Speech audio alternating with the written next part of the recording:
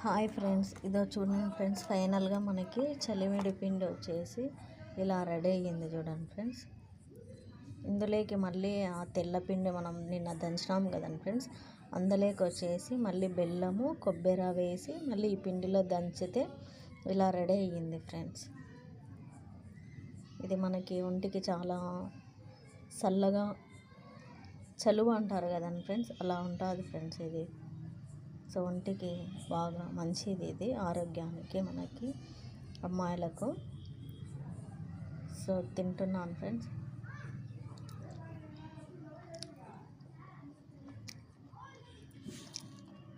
Super ఉంది friends.